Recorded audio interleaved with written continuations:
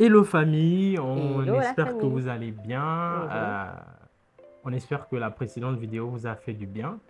En tout cas, on a vu les commentaires, on a vu les partages. Que le Seigneur vous bénisse. Continuez de nous soutenir.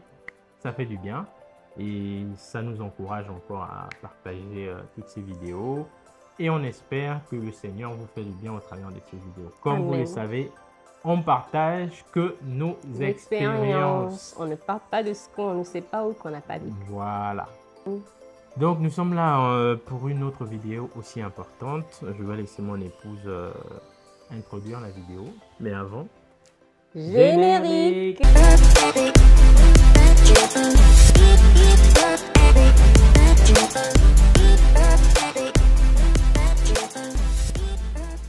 Donc aujourd'hui, nous allons parler, très chers frères et sœurs, en Christ,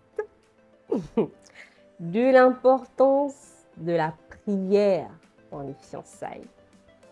Ah oui, c'est extrêmement important. Dès le jour où vous avez décidé, choisi de vous marier, vous avez signé un acte de guerre contre le diable. Donc, il faut serrer la ceinture dans la prière. Pour notre cas, Avant même, tu voulais dire, j'entre déjà dans le sujet. d'accord, Le jour que j'ai annoncé à mes parents que j'allais me marier, tenez-vous bien, mon père et une de mes tantes ont fait un accident. Tu ne t'es pas informé de non, ça? Elle découvre. Papa m'avait partagé, en fait, je pense que je t'avais partagé ça, mais ça remonte. En fait, le jour même qu'ils ont fait l'annonce ici, genre avec certains membres de la famille, quand ils sont sortis, ils ont fait un accident. Un petit accident, c'était pas quelque chose de lourd, parce que la après, mon prière était papa, déjà ancrée c'est aussi. un solide dans la prière, donc Yes. voilà. Et donc, pour notre cas, nous avions, nous, déjà instauré un programme de jeûne, une fois par semaine, tous les deux. Donc, je crois que c'était tous les mercredis ou Oui. tous les jeudis. Mercredi, hein. Mercredi. On priait ensemble, on jeûnait. On jeûnait et le soir, après le boulot, on se mettait ensemble, on priait par téléphone parce qu'on ne pouvait pas, évident de se déplacer à chaque fois. C'était en plus la période de Covid. Donc du coup, on priait ensemble par rapport à, par rapport à plusieurs sujets. Et puis, voilà, c'est ce qui, justement, on est certain qui a permis à ce que notre période de fiançailles et notre mariage a été un franc succès par la grâce de Dieu. Alors, nous allons partager avec vous des expériences que nous avons vécues dans notre période de fiançailles où nous avons vraiment vu la main de Dieu, en fait. Et partager en même temps la parole de Dieu, hein, par rapport à ces expériences-là que nous avons vécues, en fait. Et la première expérience que nous voulons partager, elle est plus, bon, c'est plus moi qui l'ai vécue, mais voilà. Je me souviens, même pas 2 semaines, hein, après qu'on se soit mis ensemble, si je ne m'abuse, même pas 2 semaines, il vient et me dit, ah tiens, j'ai discuté avec telle sœur et elle me dit que le Seigneur lui a dit que je suis son époux. J'étais like, what? Non, sincèrement, je vais être sincère, ça m'a un peu perturbée. Je me suis dit, comment c'est possible que le Seigneur me dise à moi que c'est lui et qu'il dise à quelqu'un d'autre? J'étais sûre de ce que j'avais vu, de ce que j'avais reçu. Je me disais, non, c'est impossible. C'est l'ennemi qui veut perturber notre relation. Et donc, la même nuit, quand il me l'a dit, je suis rentrée en prière. J'ai prié, en fait. Et par rapport à cette partie, le passage que je voudrais vous partager, j'ai oublié, il dit ceci. Nombre 23, le verset 19. Dieu n'est pas un homme pour mentir, ni fils d'un homme pour se repentir. Aura-t-il dit et ne fera-t-il pas? Aura-t-il parlé et ne l'accomplira-t-il pas? Alors Dieu ne peut pas me dire quelque chose qui soit faux, parce que ce n'est pas un homme pour mentir. Et donc forcément, quelque part, la sœur, forcément, n'avait pas bien prié. C'est la conclusion que moi j'ai tirée. Oui, je me permets, selon ma relation avec le Seigneur. Et j'ai prié cette nuit-là. Le lendemain matin, ça n'a pas tardé. Avant midi, en tout cas, il vient, il m'informe. Après, tu me dis si j'ai oublié quelque chose. Ça. Il vient, il me dit, voilà, la sœur en question est venue me dire d'oublier ce qu'elle m'avait dit, voilà, ce qu'elle lui a dit. Voilà, elle s'est excusée, je ne sais plus trop. Et elle a renoncé à ce qu'elle-même venait de dire la veille. Et quand il me disait ça, j'étais au bureau et je descendais les escaliers. Quand j'ai lu son message ou son appel, je ne sais plus. Et j'étais là, je me suis dit, waouh, la prière, c'est quelque chose. Ça n'a pas fait un jour, ça n'a pas fait 2 jours. En quelques heures, la nuit, elle a dit, le lendemain, elle change d'avis d'elle-même. Et j'ai vu que là, c'est le Seigneur encore qui a agi. Et qui a vraiment, la prière a été forte. Et ça, je pense que ce point-là, c'est lui qui va vous expliquer un peu plus. Parce que le deuxième point, on va partager la fois où lui et moi, on s'est fait un câlin. Mais ce n'était pas un câlin simple, c'était un câlin assez sensuel. Et on ne vous conseille pas. Et justement, ce câlin-là avait réveillé des trucs vraiment, voilà, pas bien. Et ça a fait qu'à cause de ce câlin, on a failli rompre à 2 semaines environ de relation. À 2 semaines. Je vous laisse expliquer. Vas-y, partage. Ok, donc ce qu'il faut dire, c'est que moi, j'étais dans l'optique que je ne dois pas avoir de contact physique avec la personne avec qui je suis parce que je me disais, bon, même si on dit non, un petit bisou ou une accolade, les choses comme ça, c'est rien qu'on peut faire. Moi, je n'étais pas dans cette optique parce que je me connais. Et donc, je me suis dit, bon, ça, ce sont des choses que je ne vais pas faire. Et donc, elle, par exemple, elle était déjà très tactile. Et déjà, je suis câline de nature. Bon, elle est câline de nature. Voilà. Du coup, voilà, câline, tactile et tout ça. Et donc, à des moments, elle voulait qu'on se fasse un câlin, des trucs comme ça. Et moi, j'étais toujours non, non. Et c'est ce que j'aimais chez lui. Et puis un jour, bon, on s'est fait le câlin et c'est rentré dans ma tête. En fait, je me suis dit, non, mais là, c'est bad. J'ai fait un câlin et c'était pas un câlin, juste on se fait la collade. Non, c'était, on est resté comme ça, mais chacun dans les bras de l'autre. Et je me suis dit, non, bad. Là, c'est mort. Et en fait, je ressentais des choses qui montaient. Et j'avais l'impression que là, c'était bad. Que là, c'est bizarre, beaucoup de pensées ont commencé à venir. Vraiment, c'était pêle-mêle. C'était pêle-mêle dans ma tête. En fait, ça l'a tellement perturbé au point où il a dit qu'il voulait prendre une pause pour prier. Il voulait prendre une pause pour prier, se retirer en quelque sorte, faire une retraite. Et ça avait duré longtemps. Je crois 2 semaines environ. Et moi, ça me pesait. Et je me disais, pourquoi ça prenait aussi longtemps? Mais le jour où il m'a dit ça au téléphone, aussitôt, le Saint-Esprit m'a dit que c'était à cause de ce câlin-là. Et que, en fait, notre relation ne nous permettait pas de faire la moindre erreur. Et que si à cause du simple câlin, voilà, on sort une situation qui était bizarre pour nous deux, bah, ce serait pire si on tombait. Et Dieu, en fait, voulait nous montrer dès le début qu'on n'avait pas droit à l'erreur. En fait, c'était vraiment ça. Et j'ai compris ça et je me suis pas précipitée pour lui parler. Lui, il était parti de son côté en prière, il priait le Seigneur. Et de mon côté aussi, je suis restée en prière. Je dis, Seigneur, tu m'as dit que c'est cet homme-là que tu as prévu pour moi. Et voilà, il est en train de tarder sur cette situation. J'ai dit à Dieu, sache que je ne le courrai pas après, en fait, s'il décide de changer d'avis. Parce que simplement, j'étais dans une optique où je ne voulais pas du tout forcer. Ou encore, j'avais encore des petits doutes, en fait. J'étais sûre, mais il y avait toujours un petit doute. Cette peur-là, tellement, quand c'est trop clair, que tu as peur parce que c'est trop clair. Je ne sais pas si vous voyez un peu. Donc, j'étais encore dans cela, en fait. Et justement, on est chacun de nous dans la prière. Et je crois, au bout de 2 semaines, j'ai brisé le silence. Je lui ai dit ce que je ressentais. Je lui ai dit, quand tu reviendras, sois sûr que tu as bien réfléchi aussi. Peut-être sur d'autres éléments. Est-ce que tu es vraiment sûr que c'est avec moi que tu veux être au-delà du Dieu m'a dit, mais physiquement, est-ce que vraiment tu es sûr que tu veux rester avec moi? Est-ce que vraiment c'est ton choix, ou être le choix de Dieu? Parce que c'est important aussi. Et donc, je lui ai demandé de prier vraiment. Et le même soir, il s'est confié à moi. Et je lui ai confié, justement, j'ai senti que c'était le moment de lui parler de ce que j'avais reçu dès le premier jour. Et il m'a dit qu'il avait reçu exactement la même chose pendant que lui, il priait de son côté. Et là, on a compris que, en fait, il y avait un enseignement que Dieu voulait nous faire comprendre par cette épreuve-là. Et je vous promets, on a recommencé à parler comme si on n'avait rien eu. Mais vraiment rien eu.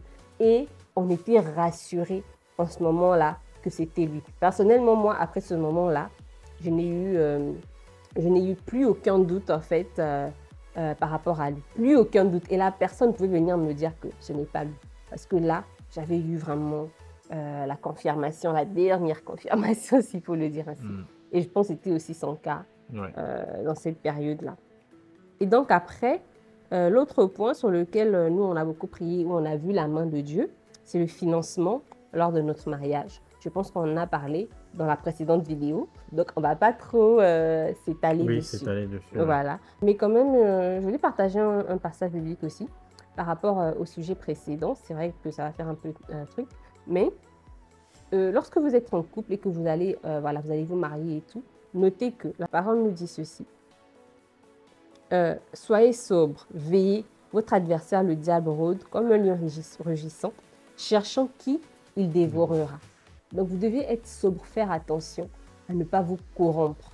Parce que lorsque vous vous corrompez, vous allez voir que ce n'est pas le cas de tout le monde, mais il y a des gens qui devaient se marier peut-être 1 an après leur mariage, parce qu'ils se sont corrompus. Ils vont se marier 3 ans, 4 ans, 5 ans, 6 ans après. Ils repoussent leur bénédiction parce qu'ils se sont corrompus en fait. Donc, faites attention pendant vos fiançailles, veillez et restez dans la volonté de Dieu. Amen. Donc, pour parler du financement, on disait qu'on en a déjà parlé. On ne va pas revenir vraiment longuement dessus. Mais c'est comme on a dit dans la vidéo précédente, on a vu Dieu. Nous, on voulait un petit mariage et on a eu un mariage international déjà. Et on a eu un assez grand mariage. Voilà, grand mariage. Et les familles se sont réjouies dans les deux côtés. Et c'est une grâce. Ce n'est pas du tout ce que nous avons calculé, mais le Seigneur a tendu sa main. Nous avons prié parce que nous, on n'avait rien. On n'avait rien. Enfin, on n'avait pas grand-chose. On avait un petit budget. Mais le Seigneur a multiplié le peu que nous avions pour pouvoir vraiment satisfaire tout le monde. Donc, voilà. On vous conseille vraiment de pouvoir prier aussi pour les finances dans votre mariage. La parole de Dieu dit dans Matthieu 6, 32, « Car toutes ces choses, ce sont les païens qui les recherchent. Votre Père céleste sait ce dont vous avez besoin. Cherchez premièrement le royaume des cieux. Donc, soyez dans la volonté de Dieu, ne vous corrompez pas, et toutes ces choses vous seront données par-dessus. » Un autre sujet sur lequel on a beaucoup prié, qui devait peut-être même être en premier, parce que voilà, c'était tout début de nos fiançailles, ou du moins au milieu. Mon père n'était pas très d'accord pour notre mariage, parce que pour lui, j'étais jeune, j'avais encore beaucoup de choses à faire. C'est tout naturel. Mais nous, on savait que c'était le moment que Dieu a prévu. Alors, on n'a pas fait de bras de fer et tout ça. J'ai essayé de le raisonner. Voilà. Mais après, j'ai insisté pendant peut-être 2-3 mois. Après, j'ai lâché l'affaire. J'ai dit, c'est bon, je vais me concentrer sur autre chose et on va rester en prière. Pendant le temps de jeûne, on a continué à prier avec la belle famille aussi, enfin, les beaux-parents en particulier. On a continué à prier.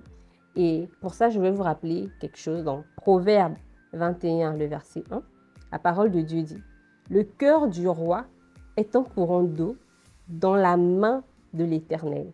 Il l'incline partout où il veut. » Alors, on a tout simplement recommandé le cœur de mon père entre les mains du Seigneur. Et le jour où il est revenu pour nous dire qu'il était d'accord, prêt pour le mariage, nous-mêmes, on n'était même pas prêts. Et c'est comme ça que le Seigneur fait les choses. Donc, soyez confiants et priez. Si quelque part, il y a des oppositions des familles, il y a des gens peut-être qui ne veulent pas, s'il y a des oppositions même, je ne sais pas, d'ordre amical, peu importe en fait d'où ça peut venir, même vos pasteurs, même les personnes qui vous suivent, tant que vous êtes sûr et certain que c'est la volonté de Dieu, bien sûr. N'allez pas en bras de fer. Allez-y au pied du Seigneur et il agira favorablement. Amen. Bon. Moi, je voulais ajouter un point. Quand vous êtes enfant de Dieu et que vous décidez de vous marier, comme elle a dit au début, vous déclarez la guerre à l'ennemi en fait. Et donc forcément, il met des choses en place pour pouvoir empêcher que ce mariage puisse arriver. Moi aussi, de mon côté, dans ma famille, il y a des personnes qui n'étaient pas très pour, qui m'ont dit que je me précipite, que j'étais encore jeune et qu'on sort. Mais en fait, ce que eux, ils ne comprenaient peut-être pas, c'est que moi, je ne fonctionne plus selon moi. Je fonctionne selon ce que le Seigneur me recommande, me demande. Exactement. Et c'est vraiment comme ça que je m'efforce de pouvoir fonctionner. Et le Seigneur m'avait dit que c'était le moment. Donc, je ne pouvais pas faire marche arrière. Il fallait que j'y aille. Peu importe les blocages que l'ennemi va mettre, tant que vous êtes debout dans la prière, le Seigneur fera ce qu'il faut pour que ce mariage puisse aboutir. Exactement. Et nous vous avons partagé donc justement les points sur lesquels nous on a vu la main de Dieu. Voilà, pendant notre période de fiançailles. Une minorité de points, parce qu'il y en a tellement. Oui, une minorité, il y en a beaucoup. Donc, c'est sur ces points-là où on a vu vraiment la main de Dieu pour notre part. Je pense que surtout les points, c'est surtout le point financier qui est le point majeur. Où mais vraiment, on a vu au-delà, mais au-delà de notre attente. Voilà, tout ce qui a été fait, ça a été vraiment Dieu qui a permis. Après, on peut aller en détail. Après, si vous avez des questions et autres, on vous a partagé vraiment les grands points. Et vous pouvez vous aussi vous attendre à Dieu. Croyez en Dieu et il agira. C'est vous qui définissez ce que vous voulez avec le Seigneur, bien sûr. Et avec qui vous voulez partager. Voilà, et avec qui vous voulez partager ce moment de votre mariage. Et donc, vous devez savoir que tout ce que vous voulez, vous pouvez le demander dans la prière. Et tout ce que vous allez demander qui rentre dans le plan de Dieu pour cet événement, le Seigneur va le faire. S'il y a des personnes, ou du moins s'il y a des gens mal intentionnés et consorts, faites des prières précises et le Seigneur fera. Il fera en fait de sorte à ce que ce mariage se passe de la façon que lui-même il avait prévu. Vous soyez entouré des bonnes personnes qui vont vous tirer vers le haut et pour vraiment permettre la réussite de votre événement en fait. Donc, qui seront vraiment des bénédictions pour vous. Et voilà, c'est pas toutes les personnes en fait. Il y en a qui peuvent être des pierres d'achoppement, il y en a qui peuvent vous faire du mal. Les Judas. On a vu des Judas, on a vu des témoignages où il y a des personnes. Moi, j'ai vu un témoignage où la dame de compagnie a assassiné la mariée. Donc, faites très attention. Priez pour vos dames de compagnie, vos hommes de compagnie, vos filles, garçons d'honneur. C'est très important. Mon best man, il est là à côté. C'est très important. Sinon, on entend des choses mais vraiment horribles. Et que Dieu vraiment vous conduise lors de vos prières, qu'elles soient précises et concises, et que vous ayez des mariages magnifiques selon le plan de votre Dieu. désir et selon surtout le plan de Dieu pour vous. En tout cas, on fait un petit coucou à mon best man et la dame de aussi, compagnie. Daïna, ah oui, Daïna très et fort, très efficace. L'homme à la veste grise. Yes. En tout cas, que le Seigneur vous bénisse. C'est la fin de la vidéo. On espère que... Je pense qu'elle a été un peu longue. Hein? Non, finalement. Okay. Non. On espère qu'elle vous fera du bien. De toute façon, vous pouvez laisser des questions, des commentaires, partager. Exactement. Et surtout, taguer des personnes qui sont directement concernées, que vous connaissez. Et on prie que le Seigneur puisse édifier au travers de cette vidéo. Quant à nous, on vous dit rendez-vous à la prochaine vidéo. Peut-être ce sera un vlog. Ça fait longtemps qu'on a fait des vlogs. Oui, c'est vrai. Peut-être que ça sera un vlog. Peut-être que ce sera un vlog. On va voir si le Seigneur nous fait grâce d'aller dans un chic coin. On va vous faire un petit vlog. Que le Seigneur vous bénisse. Ciao.